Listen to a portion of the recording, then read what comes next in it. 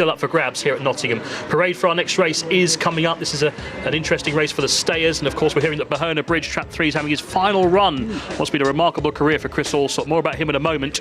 We'll start with Trap 1 for the Bags SIS Track Championship final stayers. Brazen Knight here looking to give back-to-back wins for Sheffield, and Barry Draper pretty quickly did okay in a trial here. Good draw, should hold his posse on the rails here. Brazen Knight in red. Running out of Trap 2 is Maze Fantasy, wearing the blue jacket for Peterborough trainer Diane Jinks, and of course looking to go off the front. Perhaps not Maze Fantasy, but certainly in terms of Peterborough's chances, Maze Fantasy looking to consolidate their position. A greyhound who's got some decent form over 6 bends at best, but nevertheless going to be a big price. This is up in class, 33 to 1. Trap 3 will be Boherna Bridge. Over 100 races that's yielded 19 open race wins and countless other great performances. As tough a dog as you could wish to meet for Chris Allsop. Boherna Bridge having his final run here. Veteran campaigner, well beaten recently at Toaster. Could he go out with a bang though? It's 6 to 1. Boherna Bridge. What a great greyhound he's been for the Allsop team. I'm not too sure he's could just be his first Bags Track Championship, given all the open race form he had as a younger greyhound. So he's been a great servant.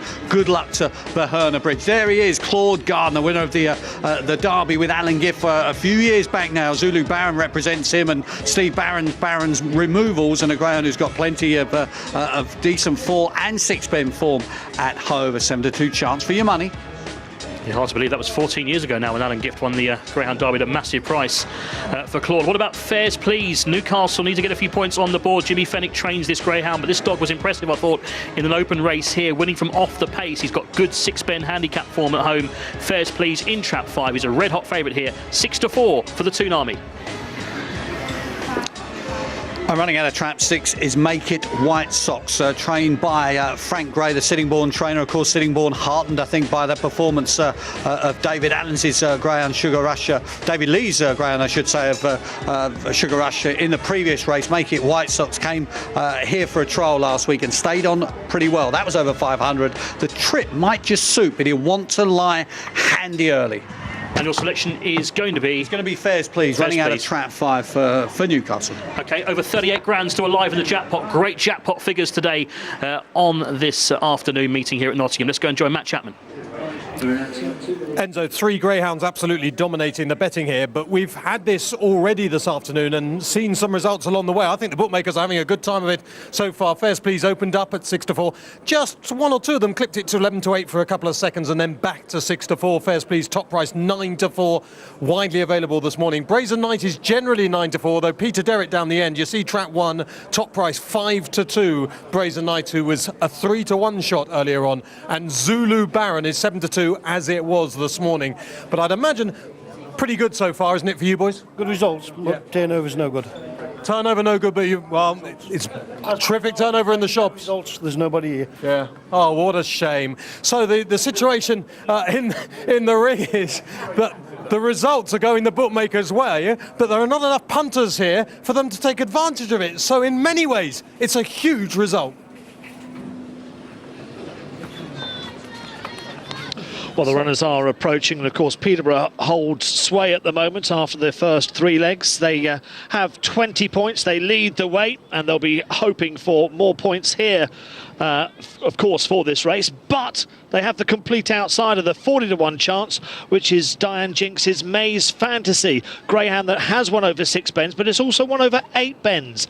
Perhaps this is a ploy, staying on late, creep up, maybe gain a point or 2 further up the field as others start to flag. But we will have to wait and see. Peterborough at the moment top of the table for the Bags Track Championship.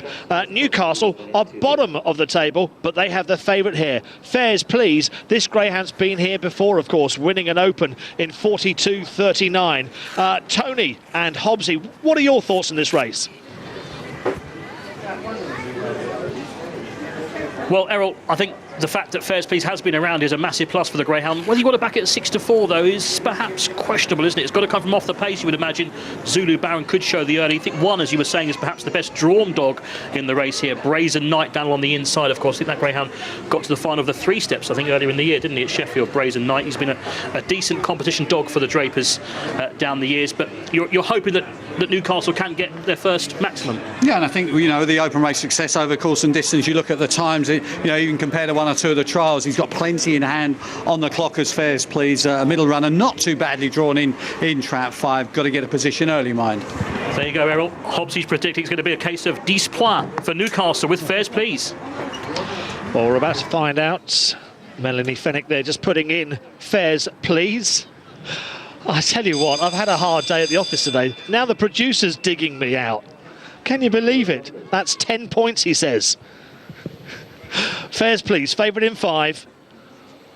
Away they go, and running up towards the first bend, and 4. Zulu Baron away fast, nips round in front here, leads the 6 in second. Make It White Sox after these. Oh, 1 may have, yes, has picked up an injury. Brazen Knight as they go past the stands, and it's 4 that goes on. Zulu Baron leading here from Make It White Sox in 6. Then we've got a break back to 5. Fairs Please, who moves up into 3rd. There comes the 3 Boherna Bridge as they head down the far side final time, and Zulu Baron for Hove, and Claude Gardner has a 4.5 length lead as they go round the penultimate turn. 6 still in second. Make It White Sox. Fairs Please back in 3rd. They come round the final bend, and it's Zulu Baron by 3 lengths here will win. Race on for places tight between 5 Fairs Please and 6 Make It White Sox. That's gone to a photo, but Zulu Baron wins. Unfortunately, of course, the injury to Brazen Knight at the second bend there, and I'm afraid the greyhound has been picked up by one of the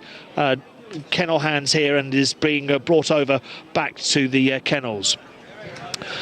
But it was a win for Zulu Baron. Fun enough, I did hear Claude Gardner talking on Racing Post Greyhound TV recently, and he said, well, we're only sending the 1 dog up from my kennel, and I'm confident it's going to win. He was really, really confident that this greyhound was going to do the business, Zulu Baron, and it certainly has, given Hove a marvellous 10 points